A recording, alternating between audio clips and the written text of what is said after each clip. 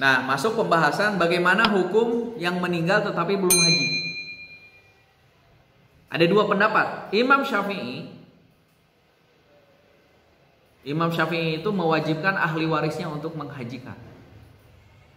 Ya. Nah, ini menurut pendapatnya Ibnu Abbas, Zaid bin Sabit, Abu Hurairah, Imam Syafi'i. Ya. Ahli warisnya wajib menghajikan orang tuanya yang sudah meninggal.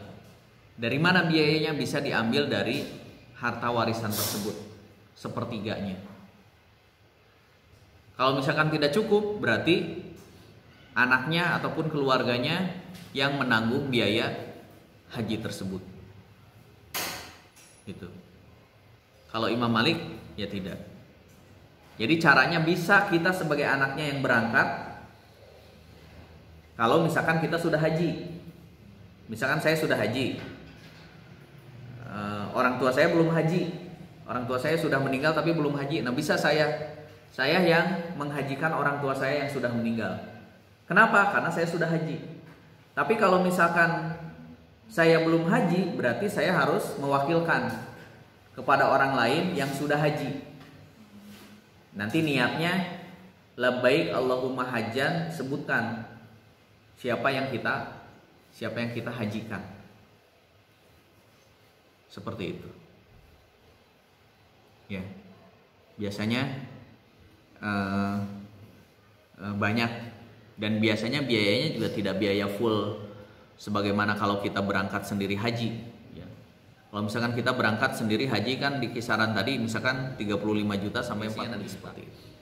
Tapi kalau Imam Malik, kalau tidak bernazar atau tidak berwasiat orang tuanya, maka keluarganya tidak wajib untuk menghajikan orang tuanya. Paham ya tentang ini ya? Jadi kita mengenalnya biasanya istilahnya haji badal.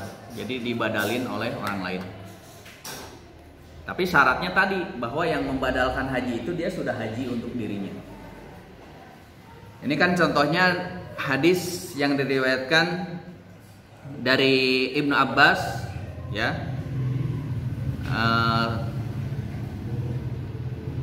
Terus dia berangkat haji, kemudian mengatakan labbaik an syabroma. Saya memenuhi panggilanmu, bahwa niat hajinya untuk seseorang yang bernama Syabroma. Ya mungkin kalau sekarang labbaik an siapa gitu ya, nyebutin nama orang tua kita atau siapa yang kita wakilkan gitu ya. Kemudian ditanya oleh Rasulullah, apakah engkau sudah haji untuk dirimu sendiri? Maka sahabat ini menjawab belum.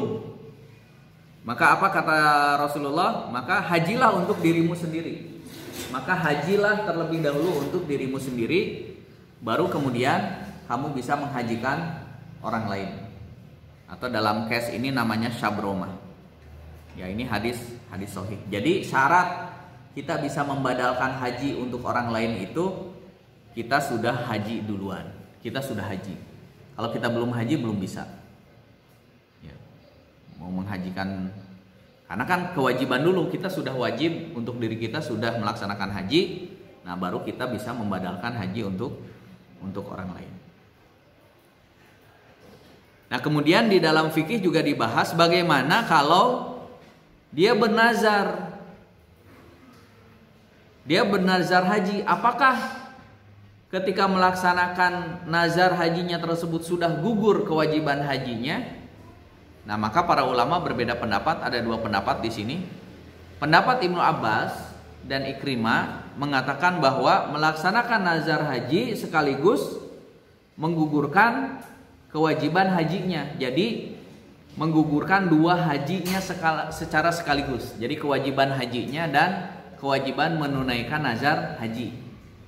Ya. Nah, pendapat yang kedua, kalau Ibnu Umar, orang tersebut harus mengerjakan haji fardunya terlebih dahulu. Jadi harus dua kali. Jadi tetap, karena kan kewajiban haji rukun Islam ini adalah haji untuk diri kita sendiri.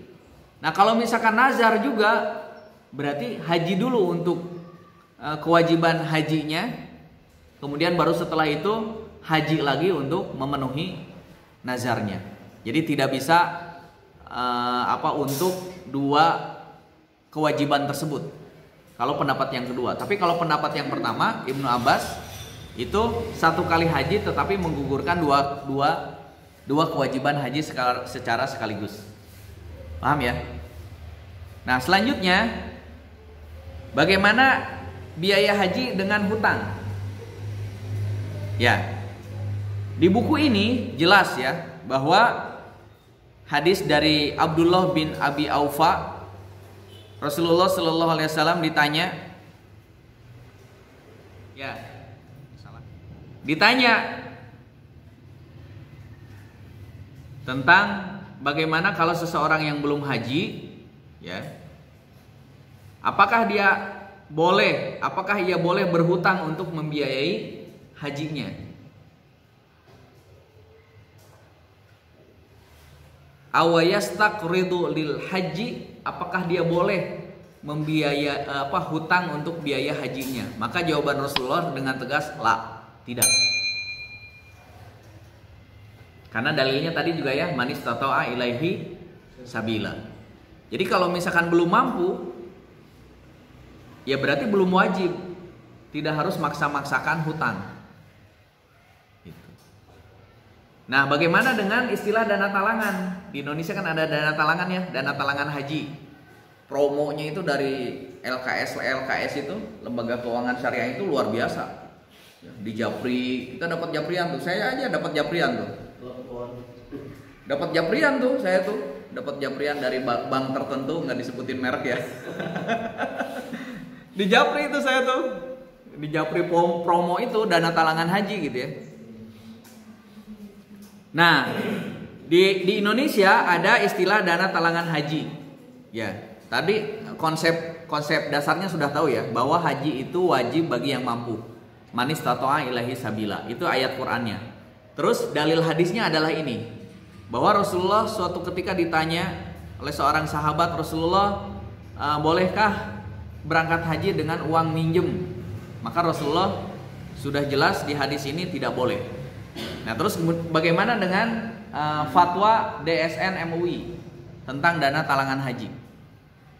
Ya, bagaimana implementasinya? Sebenarnya fatwanya tidak salah.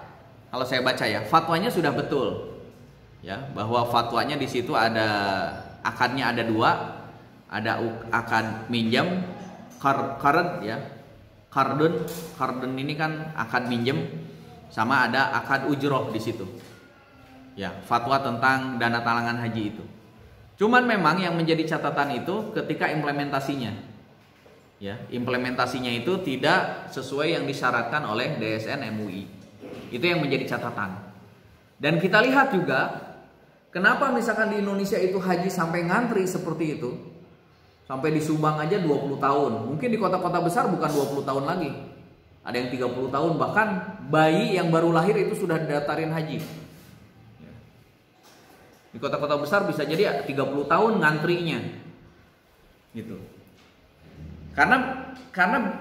Karena imbas dari diantaranya ya, bisa jadi diantaranya imbas dari ini dana talangan haji tersebut. Harusnya orang yang sudah mampu, dia daftar langsung bayar, ya mungkin 1 tahun 2 tahun nunggu berangkat. Ini kan orang yang sebenarnya belum mampu dipromosikan supaya segera daftar haji, padahal dia belum mampu untuk dana talangan haji itu. Untuk dapat porsi kan 25 juta ya, 25 juta kan. Nah, 25 juta itu ditalangin oleh LKS tersebut, oleh lembaga keuangan tersebut.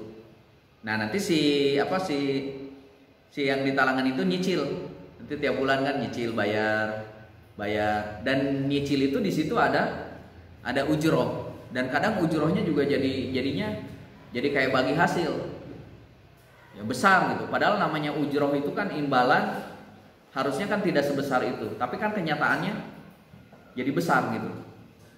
Jadi besar ujrohnya tersebut. Begitu. Karena yang namanya dalam kaidah atau dalam akad qard ya, di dalam Islam itu kan yang ada adalah qardul hasan. Jadi nggak boleh ketika kita minjam ada kelebihannya. Berarti kalau kelebihannya itu adalah riba. Ya, kalau kita minjam di dalam Islam itu tidak boleh ada kelebihan. Kalaupun ada, bahasanya itu adalah ujroh. Jadi ujroh itu jasa untuk mengurus aja, bukan bagi hasil. Kalau bagi hasil kan tiap bulan. Tapi kenyataannya banyak catatan-catatan secara implementasi di lapangannya. Nah, ini kaitannya dengan biaya hutang, haji dengan biaya hutang. Nah, ada lagi haji dengan biaya haram. Ya, misalkan dia usahanya ya dari sesuatu yang haram, kemudian dia berangkat haji gitu ya. Orang kaya gitu ya, tapi usahanya disinyalir adalah usaha-usaha yang memang itu adalah usaha-usaha yang haram. Misalkan dia usahanya perusahaan bir gitu ya, minuman keras, kan udah jelas gitu ya. Ya. Togel gitu ya. Habis itu bosnya berangkat haji gitu ya. Nah, seperti apa orang yang seperti itu gitu ya? Ya. Para ulama memang sepakat ya, kalau hajinya sah tetapi tidak mabrur, gitu aja. Hajinya sah tetapi tidak mabrur, dan ini disebutkan dalam hadis sahih ya dari Abu Hurairah radhiyallahu an. Dijelaskan, ini hadisnya lumayan panjang ya. Apabila idza kharaja al-hajj hajan binafaqatin thayyibah, jadi apabila seseorang berangkat haji dengan biaya hajinya adalah dari ketika menginjakan kakinya di tanah suci, kemudian mengatakan labbaik Allahumma labbaik, maka yang di langit mengatakan labbaik wa sa'adaik. Maka langit memberitakan bahwa Allah Subhanahu wa taala menerima hajimu dan Allah Subhanahu wa taala memberikan kebahagiaan bagimu. Kenapa? Zaduka halal hilatuka halal wa hajjuka mabrurun ghairu ma'zurun, dan hajimu mabrur tanpa dinodai dosa. Tetapi sebaliknya, apabila ada orang yang hajinya dengan binafaqah khabisah, dengan biaya dari sumber yang buruk, ya mungkin tadi sumber yang haram, kemudian ketika menginjakan kakinya di tanah suci dan dia menyeru labbaik, maka suara langit menjawab la labbaik, Allah tidak menerima hajimu, wala sa'adaik, dan Allah juga tidak akan memberikan kebahagiaan kepadamu. Zaduka haram, bekalmu haram, wa nafaqatuka haram, biaya perjalanan hajimu dari sumber yang haram, wa hajjuka ma'zurun ghairu ma'jurun, dan hajimu dilumuri dengan dosa dan tidak mendapatkan pahala. Ya udah jelas ya. Haji ini kan ibadah. Ya, masa ibadah menggunakan atau biaya perjalanannya dari sumber yang tidak halal. Ini sudah jelas. Termasuk dari hadis ini juga saya lebih cenderung terkait yang tadi ya, dana talangan haji ya. Jadi dana talangan haji itu karena praktiknya secara di lapangan seperti itu masih banyak catatan tidak sesuai dengan fatwa dari DSN MUI ya. Maka kalau saya secara pribadi lebih baik dihindari. Jadi lebih baik nabung saja. Kan ada tabungan haji ya, nabung gitu ya. Tabungan haji nabung setiap bulan berapa gitu ya. Itu kan menunjukkan bahwa kita niat haji. Nabung aja, buka tabungan khusus haji. Kan ada ya sekarang ya. Buka tabungan khusus haji ya. Buka tabungan ya semampunya. Kita misalkan mampu sebulan 500.000, ya nabung 500.000. Besoknya mampu sejuta. Bulan depannya 500, terus sampai nanti kan di suatu ketika sudah cukup, misalkan terkumpul 25 juta, daftarkan kan? Daftar supaya kita dapat porsi haji. Nanti kan kalau sudah daftar Nanti kan kelihatan kita berangkat tahun berapa. Walaupun itu nanti fluktuatif ya, bisa jadi lebih cepat. Kayak misalkan kemarin corona banyak yang meninggal, bergeser tuh. Bergeser. Yang meninggal kan delete, otomatis yang di bawah naik gitu. Atau misalkan tiba-tiba pemerintah Saudi nambah kuota untuk Indonesia. Kayak kemarin 10.000 ditambah kuota Indonesia, otomatis naik tuh. Yang tadinya harusnya berangkat misalkan tahun 2035 bisa jadi berangkat jadi tahun 2025. Jadi 10 tahun bisa lebih cepat. Nah itu kan tergantung. Tapi kita mengetahuinya ketika kita sudah mendapatkan kuota porsi haji istilahnya ya. Bayar 25 juta kita dapat porsi haji. Nah nanti kita ada aplikasinya yang lihat. Oh kita berangkat tahun ini. Tapi bisa jadi tiap tahun berubah, tahun depannya berubah lagi. Ya. Tadi seiring perubahan regulasi. Oke ya, nah ini yang terakhir. Ini yang terakhir. Bagaimana hukum bekerja atau niaga saat haji? Boleh tidak? Boleh. Ya, boleh. Biasanya kalau dari Indonesia itu pada bawa makanan khas Indonesia, nanti di sana dijual. Ya. Ya, cuman saya tidak sarankan ya. Nanti bukan ibadah di sananya malah jualan. Tetapi di dalam fikih boleh. Ya. Di dalam fikih boleh. Di dalam fikih boleh dan ini disebutkan dalam riwayat Ibnu Abbas ya. Hah? Tidak mengurangi pahala hajinya. Enggak. Ya. Kan kayak yang tadi yang yang hajinya diterima tapi dia tidak mabrur misalnya. Iya. Tadi ada yang haram. Iya. Ya intinya ini disebutkan di dalam Al-Qur'an ya, surat Al-Baqarah ayat 189. Laisa 'alaikum junahun an tabtaghu fadlan min rabbikum. Ya kan? Jadi riwayat Ibnu Abbas, jadi dulu para sahabat itu pergi haji sambil berjualan di Mina, di Arafah. Itu banyak yang jualan ya, jualan Indomie, jualan apa, semua itu tasbih, semua ada itu selama musim haji. Namun pada haji berikutnya mereka takut melakukan selama menjalani ihram, sehingga Allah Subhanahu wa taala menurunkan ayat ini. Jadi tidak apa-apa ya. Laisa 'alaikum junah. Jadi tidak berdosa. Ya, jadi itu boleh. Ya. Jadi boleh, dibolehkan. Tetapi di sini bukan berarti bukan berarti harus ya. Jadi di situ ada rukhsah aja, rukhsah gitu ya. Dan itu tidak apa-apa ya. Tapi ini bukan sesuatu yang harus, rukhsah. Jadi boleh kalau ada yang mau sambil jualan itu dipersilahkan. Yang penting tidak mengganggu ibadah hajinya. Ya. Tetap prioritasnya adalah ibadah haji. Cukup ya, mangga kalau ada yang mau ditanyakan. Ini materi kita hari ini sampai di sini. Nanti selanjutnya kita akan bahas secara detail terkait dengan pelaksanaan haji. Di dalamnya ada umroh gitu ya di dalamnya.